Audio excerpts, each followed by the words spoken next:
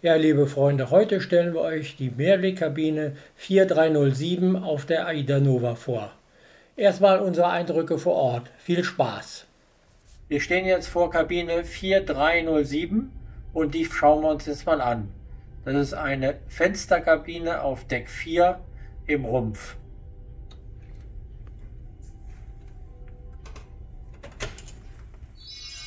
Hallo, kommt mal rein. Durch das Fenster ist es sehr schön erleuchtet. Hier ist auch gleich die Couch. Da kann auch jemand schlafen. Die Kabine ist also für 3 Leute geeignet. Und wenn man hier zum Fenster geht, wunderbare Aussicht. Und die Kabine hat auch einen begehbaren Kleiderschrank. Man sieht, die Kabine ist für 3 geeignet. Hier sind auch 3 Schwimmwesten, Kleiderständer, Ablagen. Die Ablagen sind vielleicht ein bisschen schmal. Die hätten vielleicht noch 5 cm tiefer sein können, aber es geht trotzdem. Tresor in der Mitte. Da gibt es auch ein Video, wo ich das als Mikrowelle zeige. Und alles, was sonst in der Kabine rumstehen würde, kann man hier wunderbar unterbringen. Einfach schön. Und kurz vor der Tür gibt es auch noch Dusche und WC. Die Dusche geht geradeaus. Eine große Tür, also hinter in der Dusche hat man Platz genug. Toilette das übliche. Handtücher, 2 Farben. Das heißt, jeder kann sich eine Farbe aussuchen und hat sein eigenes Handtuch. Und auch hier im Bereich des Waschbeckens reichlich Ablagen. Auch unten reichlich Ablagen. Also hier kriegt man alles unter. Interessant ist auch hier die leichte Marmorierung der Platte, sodass man also auch denkt, da ist Staub drauf. Und wenn man mal nicht ganz geputzt hat, dann fällt das gar nicht so auf. Auch am Waschbecken gibt es nichts zu meckern. Der ganze Dusch- und Toilettenbereich ist ausreichend groß. Man hat hier einen Fernseher, wo man auch direkt begrüßt wird, wenn man an Bord geht. Wie auch immer. Man hat viele USB-Stecker hier an dem Schreibtisch. Und man kann diesen Schreibtisch auch wieder Spiegel zum Schminken als für die Frauen benutzen. Man setzt sich hier hin, kann sich die Haare föhnen, weil der Föhn ist auch hier in der Schublade drin. Oder man kann sich hier hinsetzen mit seinem Laptop, wenn man das möchte, und kann halt auch am Laptop arbeiten. Ablageflächen sind auch reichlich vorhanden. Und auch hier ist wieder dieser zusätzliche Stuhl, der auch gleichzeitig ein Tablett sein kann, wenn man halt sich mal was auf die Kabine kommen lässt. Ja. Oder zum Beispiel auch zum Spielen. Ne? Kann man Ja, auch natürlich zum auch, Beispiel Würfelspiele. wenn man ein kleines Kind dabei hat und in Ruhe am Abend noch was spielen möchte. Eine leere Schublade. Wo ist der Block? Diesmal war kein Block an Bord. Kein Block und Kugelschreiber. Nein. Das übliche Wasser. Wenn man Vario bucht, muss man bezahlen. Bei Premium kriegt man eine Flasche pro Tag umsonst. Was toll ist, ist auch, dass man noch hier zusätzlich eine Couch hat, wo man sich auch mal hinsetzen kann. Und man muss nicht auf dem Bett sitzen. Auch mit Leselampe. Ja. Da stört man auch abends den anderen nicht, wenn er noch schlafen will. Das finde ich sehr schön.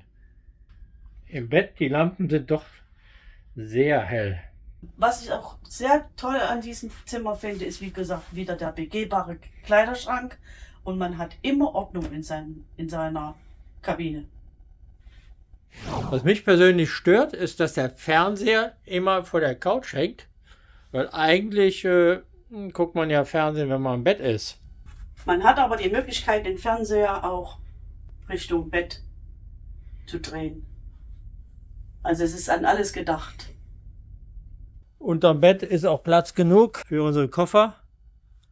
Da stößt auch nichts an. Die Höhe stimmt. Die Klimaanlage hier im Raum ist im Verhältnis zu den anderen Klimaanlagen, die wir beim letzten Reise hatten, sehr leise und angenehm. Aber wenn man genau hinhört, auch abends in Ruhe im Bett liegt, dann hört man doch schon Motorengeräusche. Es ist also nicht lautlos hier. Da wir beide aber schnarchen, haben wir die Ohrstöpsel im Ohr. Und dann hören wir auch den Motor nicht mehr. Auf unserer Fensterbank kann man in Ruhe lesen, die Aussicht genießen und es gibt sogar eine Leselampe. Für abends gibt es das sogar mit Beleuchtung. Und wenn man rausguckt, dann ist man dem Meer sehr nah. Das ist toll. Wenn man also die Leselampe anhat und den anderen nicht stören möchte, weil er vielleicht schon schlafen möchte, dann kann man natürlich auch den Vorhang zumachen. Ja, dann hat man ein Separé. Das schauen wir uns heute Abend nochmal an. Genau. Das Bett ist jetzt nicht so ordentlich gemacht, weil das haben wir eben nur gerade provisorisch selbst gemacht. Aber wenn man so die Kabine anschaut, dann gibt es eigentlich nichts zu meckern. Riesig groß. Die ist also genauso groß wie eine normale Balkonkabine. Nur dass man halt hier diesen Fensterplatz hat. In dem Gebiet hier oben Richtung Norwegen ist es natürlich etwas kälter und windiger. Und da ist das jetzt egal, ob es eine Fensterkabine ist oder ein Balkon. Am Balkon kann es passieren. Das ist kalt und zieht. Wenn ich jetzt ein Zollstock hätte und ich das Fenster öffnen könnte, dann könnte ich sogar die Höhe der Wellen messen. Ja, Nothammer und Scheibe einschlagen. Abends, wenn es dunkel ist und der andere möchte schon schlafen, dann kann man sich noch zum Lesen in die Ecke setzen und einfach die Gardine zumachen. Dann macht man die Verdunklung ganz zu. Dann macht man das Licht aus und siehe da, im Zimmer ist es dunkel und dahinter ist hell. kann man wunderbar lesen. Das ist toll. Und tschüss. Das war unser Eindruck vor Ort. Jetzt noch ein kleines Fazit im Nachhinein. Die Mehrblickkabine ist schön in kalten Gefilden, wo man nicht unbedingt einen Balkon braucht. Die hat den gleichen Schnitt wie eine Balkonkabine, nur statt dem Balkon halt ein Fenster. Das Ganze ist auf Deck 4, natürlich im Rumpf. Es ist wunderbar, im Fenster zu sitzen, wenn einen die Motorengeräusche nicht stören. Wer auf Deck 4 wohnt, der muss klar sein, er sitzt fast auf den Motoren und da ist es halt auf jedem Schiff ein bisschen lauter. Die Diesel laufen den ganzen Tag, es gibt ab und zu mal ein Knallen oder Brummen, aber uns stört das nicht.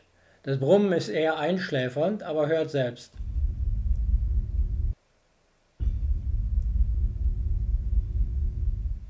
Aber das Gute ist, die Klimaanlage ist total leise. Auch das Knarren der Türen bei einer Balkonkabine fällt hier weg. Für lärmempfindliche Leute ist diese Kabine nichts, aber da sollte man grundsätzlich nicht auf Deck 4 wohnen. Wer aber das Geräusch der Motoren ausblenden kann, der empfindet die Kabine vielleicht sogar als leise. Die Kabine ist auch ideal für 2 Erwachsene mit 2 kleineren Kindern, weil an der Couch kann man ein Abfanggitter aufbauen und zwischen Couch und Bett passt auch noch ein kleines Kinderbett. Der Vorteil hier ist auch, man hat keinen Balkon, man muss also nicht Angst haben, dass die Kinder kurz auf den Balkon laufen und rausspringen. Das ist total komfortabel und angenehm. Durch den begehbaren Schrank kann man natürlich auch sehr schön Ordnung halten, wenn man das möchte. Die Kabine liegt in der Nähe des mittleren Aufzugs, man muss auch nur eine Treppe runtergehen, dann ist man sofort draußen beim Landgang. Man hat das Gewühle an den Aufzügen nicht, vor den Landgängen, da ist es doch immer relativ voll. Man hat also sehr kurze Wege. Auch gut ist, dass man die Karte nicht mehr in den Schlitz stecken muss, um Strom zu haben. Das versehentliche Steckenlassen fällt damit weg und man kann sich nicht mehr ausschließen. Bis auf die Motorengeräusche gibt es eigentlich wenig zu meckern. Ich würde mir noch einen USB-Anschluss und eine Steckdose auf der anderen Seite des Doppelbettes wünschen. Das wäre noch komfortabler. Die Lampen am Bett sind einfach zu hell, aber dafür gibt es ja 2 Leselampen, sodass man auch den anderen nicht stört beim Schlafen, wenn man noch etwas lesen möchte. Uns hat es hier sehr gut gefallen. Wir würden die Kabine wieder nehmen. Tschüss, bis zum nächsten Video.